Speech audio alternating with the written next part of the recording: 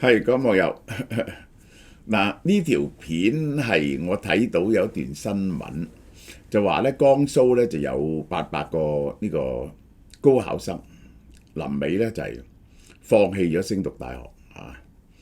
咁咧呢個就係話咧，即係中國啲年青人咧而家咧開始咧就唔係咁想讀大學啦。咁我就會係詳細咁計計呢條數同埋佢嘅心理，係講俾大家聽嘅。呢個係當然啦，呢樣嘢咧大陸係唔會允許㗎。如果個個都唔讀大學嘅話咧，咁就係個社會嘅動亂基礎係會強咗好多。好啦，嗱盤菜啊，大家訂咗盤菜未啊？咁呢個再出名好食㗎啦，新鮮做㗎啦，有鮑魚、花膠、元貝、蠔豉，哇，好好米鴨呢個鯪魚丸，呢個大鵝掌，咁就係6人998，十二人1488，係送到你屋企。除咗離島或者冇電梯屋咧，就送到樓下；村屋咧就送到村口，即係咁樣。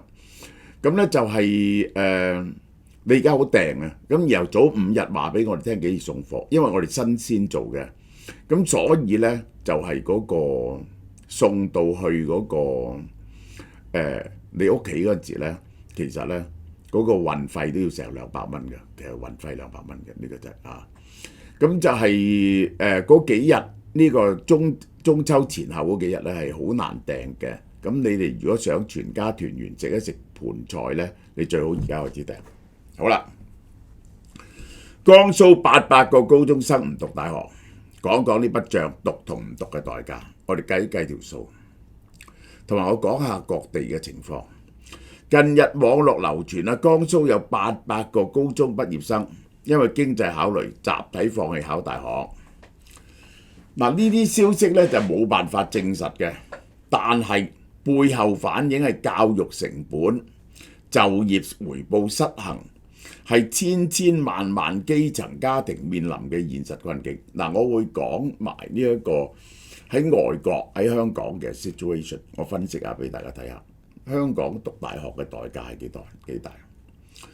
究竟大陸讀大學要幾多錢呢？咁樣，咁我哋用啲公開數據嚟計下。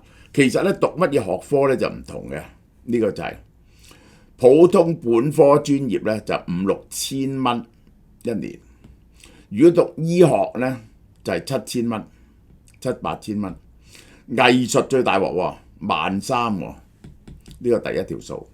第二條數咧住宿舍，咁呢個就好平喎，1000至1.5K 住宿舍，呢個就係包含宿舍費用。咁你要過活㗎，過活咧就係要呢一個1.2到1.5K 一個月嘅生活費，1000零蚊。咁你要食飯㗎，要買啲嘢㗎咁樣，咁加埋晒係幾多錢咧？9至12萬。其實咧，你當佢15萬啦，其實4年嘅總成本大概15萬，4年每年咧就係4萬到，每個月3000蚊，每個月3000蚊。對於一個農村或工薪家庭嚟講，呢筆錢咧好大鑊，甚至舉債之前。嗱，呢個就係大陸嘅 situation， 就係10幾萬讀一個大學。咁呢個就係即係當然唔係喺本區讀大學，要出去寄宿嗰啲。如果屋企住咧，梗係好多啦，但係好難間大學喺你屋企隔離啊嘛。香港讀大學幾錢咧？4-5萬蚊學費啊，4年大學20萬啊，香港要20萬。通常都唔會俾你住宿舍，咁你要生活費嘅。香港30零萬咁啦，香港30零萬。但香港咧就會攞到呢一個loan嘅，即係攞到學生貸款嘅，全部攞到學生貸款嘅。咁就如果你去英國、美國係外來生讀大學，咁就好大鑊㗎啦。呢個就係好啲嘅大學啊，都要4-5萬蚊美金一年啦，5-6萬蚊美金一年啦。即係咧連埋生活費咧就要70-80萬，係要300萬，大概300萬，係佢呢個嘅20倍嚟㗎。如果要供啲仔女去外國讀大學，係要300萬。咁就喺香港讀大學咧，就係呢一個就係呢一個係香港讀大學就係30萬30-40萬，去外國讀大學咧就300萬。如果唔讀大學啊點咧？着唔着數要講唔讀大學啊嘛？點解啲人唔讀大學咧？4年嘅工資加利息嚇。根據農民工月薪2024年全國平均工資4961蚊，咁咧4年，咁你揾到幾多錢咧？如果你外出做嘢咧，離鄉咧就有更高收入6000蚊，咁你就係要使多啲錢啦。4年落嚟咧，呢筆錢咧就係你當佢又係30萬，咁30萬加你要使15萬，45萬。如果你有4厘息嘅話咧，咁一個月咧就有1200蚊。嗱，嗰條數就咁計，有1200蚊。相比之下，大學4年咧不僅零收入，仲要俾9至12萬學費同生活費。由現金流嚟角度嚟講咧，窮家庭傾向直接就業嗱。所以唔係嗰個問題係一個窮嘅家庭要供個仔女讀4年係好辛苦，呢一個係嗰啲細路仔咧生性嘅咧都覺得爸爸媽媽好辛苦啊。咁就係我都話啦，香港咧要栽培一個細路仔由幼稚園開始讀名校，然後咧就讀國際學校，一路讀到尾咧，你要過千萬嘅。香港一個 BB 咧要讀你一個細路讀你過千萬，所以啲人唔生仔。好啦，嗱，你投資讀大學前後使咗40幾萬，咁你獲得嘅係乜嘢咧？以前啲人覺得好值得嘅所謂千軍萬馬過獨木橋，一個都獨木橋出嚟揾份工。嗱，初咧都係5-6千蚊啦，但係會升級噶嘛，咁啊變咗1萬零蚊、2萬零蚊、3萬零蚊，以後就變咗中產階級啦。但係而家發現呢條路咧好似斷咗啊！出嚟揾一份有前途嘅工咧就好困難，呢個就係出嚟好多人咧做唔到嘢，要去送外賣。咁嘅情況之下，既然要送外賣，我不如早啲送外賣啦。咁我講翻我哋嗰個時候，我嗰陣時候咧 ，baby boomer 係生幾多個 BB 一年咧？個個都生6-7個細路嘅。嗰陣時咧係10幾萬嘅，一路篩上嚟。你知唔知嗰陣時係幾殘忍啊？即係新發嗰啲咧，哇 ！Form 1收6班、12班，去到 Form 5已經剩翻12班㗎啦。你根本都升唔到 Form 5。因為嗰陣時唔係強迫教育嘅，嗰陣時未有強制性教育。13萬人去到 school cert 嗰陣時都有10萬8萬人啊。去到 A level A level 3-4萬人啊，唔係咁容易升到 A level。我哋嗰屆入香港大學幾多人咧？嗰陣時中大咧仲係3間學院啊，我哋唔覺得佢係大學。入港大幾多人咧？我嗰屆700人。700人，你不能夠想像，千軍萬馬過獨木橋啊！咁你入咗去港大咁啊點咧？咁樣，你進入咗中產階級喎，一出嚟做嘢就1500蚊，普通人做嘢咧就500-600蚊。而家你都好啦，你只要入去政府做嘢或者教書咧，就3-4萬蚊㗎咯。你個港大畢業就係3-4萬蚊。你就脫咗貧進入中產階級。以前呢個就唯一上升嘅途徑，喺大陸亦都係一個咁樣嘅途徑。大家睇見好多人讀完大學就改變咗佢一世嘅命運，但係而家唔係咁。根據麥可思研究報告2024，本科畢業生只係得6000蚊人工。不少專業僅略高過藍領工資，大鑊個人工冇分別。高中畢業對本科畢業差距1200至1300蚊，剛啱係嗰條數產生嘅利息。如果計入讀大學嘅機會成本直接支出咧，起碼7至10年先至能夠回本，而且仲要好辛苦，而且仲要讀到好辛苦。嚇，仲要捱得好辛苦嗰4年大學。青年嘅失業率啊，假設順利就有業啊，係17.8%，呢個唔係真嘅。人哋估計青年失業率啊，嗰啲而家係呢個985、211畢業嗰啲啊，都得1/4就業，有啲咧要等幾年先至做嘢，年年咧喺度考嗰個，希望考到入去建制入邊，呢個就係。於是有大學生送外賣快遞嚇，包括研究生嚇。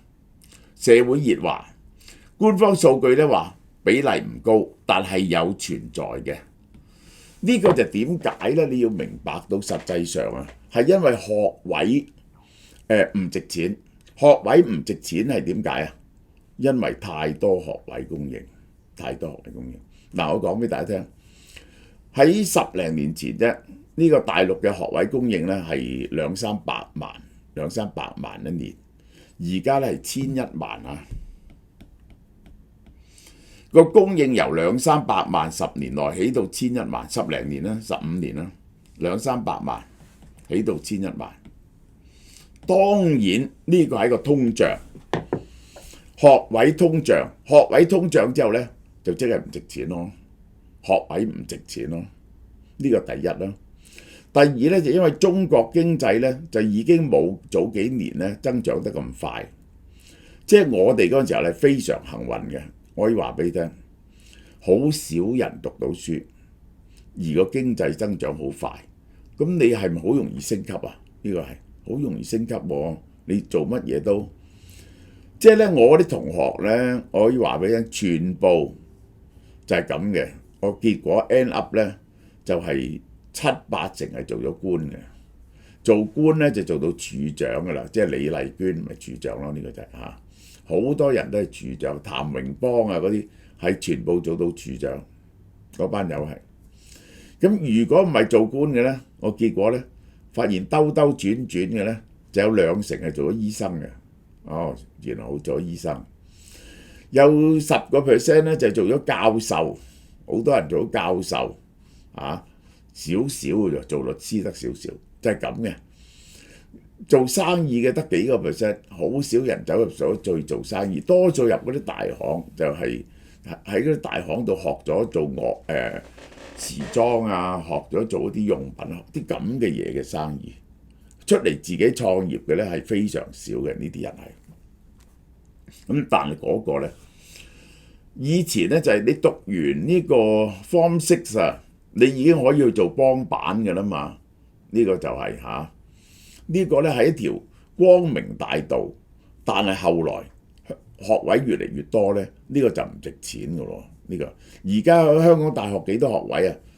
如果計埋私立大學咧，就有一年有17000個位嘅，呢個就係嚇，唔計副學士喎，有17000個位。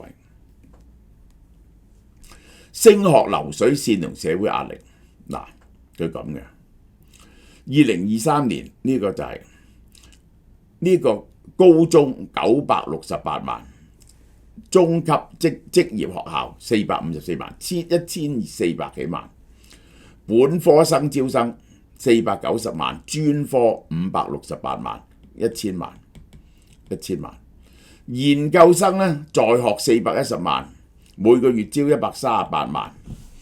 結果咧，當嗰啲學位越嚟越唔值錢之後咧，就個個走去讀研究生。於是又變咗逼研究生。嗱，嗰個點解個學位急劇膨脹咧？就因為你 provide 唔到咁多職位俾嗰啲人，咁啲青年人咪失業，咁就 delay 咗個失業啊，等佢去讀大學，咁咪遲4年揾嘢做咯。嗱，一調翻轉頭喎，如果唔讀大學，佢立即出嚟做嘢咧，你大鑊啦。點解啊？因為咧呢個時候咧，你就變咗2重嘅就業壓力，有今年大學畢業嘅人，有原本應該讀大學唔讀嘅人，2種同時揾工。而家嗰啲家庭同學生嘅終極夢想咧，唔係上大學啊，然後考研究生、考公務員入體制，打跛隻腳都唔有。但係其實公務員考到嘅比例係86:1啫，呢個大鑊。呢個嗰啲人係我睇到個新聞報道，有啲考咗5年，日日坐喺屋企度，不停考公務員，做一啲零工，呢個就係。好啦，咁結果點呢？佢哋發現呢幾樣嘢嘅，第一個經濟環境唔好，揾唔到高薪嘅職位，然後呢出嚟呢，你又買唔起樓啊，嗰啲樓價又跌，呢個就係就去做嘢嚟講呢，成日都失業，35歲之後呢就唔請呢個阿里巴巴嗰啲，佢覺得奮唔奮鬥呢係冇分別，咁於是呢就係咁啦。1:20瞓喺度玩手機，懶人梳化老鼠人。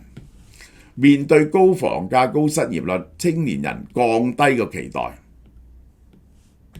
老鼠人匿埋喺地下室求生嘅年輕人，社會階層流動關肯勞，畢業後依靠父母供應。而家好多人已經唔相信教育能夠帶嚟明顯嘅階層上升，於是佢覺得奮唔奮鬥，結果都係冇分別，所以就唔奮鬥。人生就唔係在於奮鬥。以前相信只要奮鬥一定會過好生活，嗰個童話咧係破滅咗。而家事實上，嗱當然咧，呢個800萬，如果江蘇呢單嘢即使係真嚇，江蘇嘅人口700-8千萬，你拉勻全國嚟講咧，都係幾多人啊？2-3萬人啊，好少。但係咧，如果呢種風氣盛咗之後咧，你就好大鑊啦！我話俾你聽，呢個就好大鑊。對富裕家庭嚟講，投資教育依然係長遠規劃。對於貧窮家庭讀大學，父母必須長年打工供養。嗱，呢個嘅問題係咁啊！如果係佢繼續去做咧，嗰啲爸爸媽媽可能要借債㗎，呢個大鑊啊！呢個係。